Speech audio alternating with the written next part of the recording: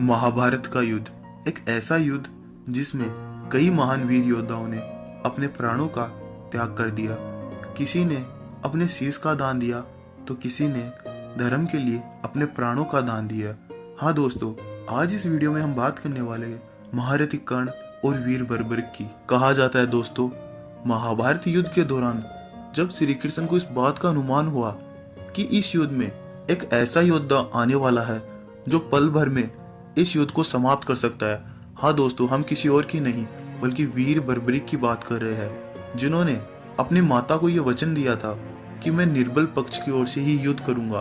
किंतु श्री कृष्ण ने इस बात का अनुमान पूर्व ही लगा लिया और श्री कृष्ण वीर बर्बरिक से जाकर उनके शीश का दान भी मांगे थे और उन्होंने अपने प्रभु को अपने शीश का दान दे दिया।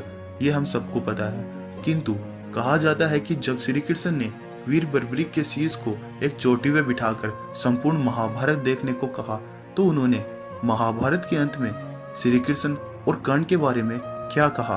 कहा जाता है जब महाभारत का युद्ध समाप्त हो गया था तब महाभारत युद्ध भूमि में पांडव और श्री कृष्ण थे। उस समय वहां पर गंधारी भी आती है और उन्होंने श्री कृष्ण को कहा, जिस प्रकार तुम्हारी वजह से मेरे वंश का विनाश हुआ उसी प्रकार मैं तुम्हें श्राप देती हूँ, तुम्हारे वंश का भी विनाश होगा। श्री कृष्ण ने इसे आशीर्वाद समझकर सह स्वीकार किया और कहा, इस भूमि में इस युद्ध में क्या घटित हुआ इसका प्रमाण वह है शीश है जो बर्बरिक था। तब पांडवों को उसकी ओर भेज देते हैं और बर्बरिक कहते हैं, मैंने इस युद्ध में ऐसे महारथी योद्धाओं को देखा जिसमें पितामह भीष्म, गुरु द्रोण, अर्जुन और महारथी कर्ण जैसे महान वीर बलवान योद्धा थे। किंतु अर्जुन और महारथी कर्ण का युद्ध एक ऐसा युद्ध था जिसे देखने के लिए स्वयं भगवान भी धरती पर आ गए थे। कहा जाता है बर्बरिक ने कहा, अर्जुन और कर्ण के मध्य इस युद्ध को देखकर मैं सच में ऐसा लगा था कि स्वयं कोई और नहीं बल्कि श्री कृष्ण युद्ध कर रहे हैं। हाँ, श्री कृष्ण को मैंने हर जगह देखा। कर्ण को देखते वक्त कुछ समय ऐसा ही प्रतीत हुआ कि स्वयं श्री कृष्ण थे। अर्जुन को भी देखा तो इसी बात का अनुभव हुआ कि श्री कृष्ण ही थे। किंतु इस युद्ध भूमि में भगवान श्री कृष्ण ने स्वयं कर्ण की ही प्रशंसा की क्योंकि वह अधर्मी थे।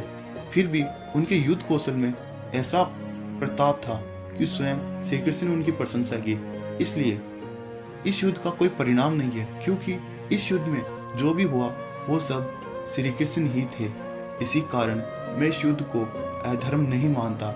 यह युद्ध धर्म था जिसमें युद्ध होने से इस संसार में धर्म की स्थापना हुई। तो दोस्तों, इस युद्ध में हर एक योद्धा के रूप में क्या श्री कृष्ण ही विद्यमान थे? कमेंट कर अपनी राय जरूर दें और एक बार जय श्री कृष्णा लिख दें।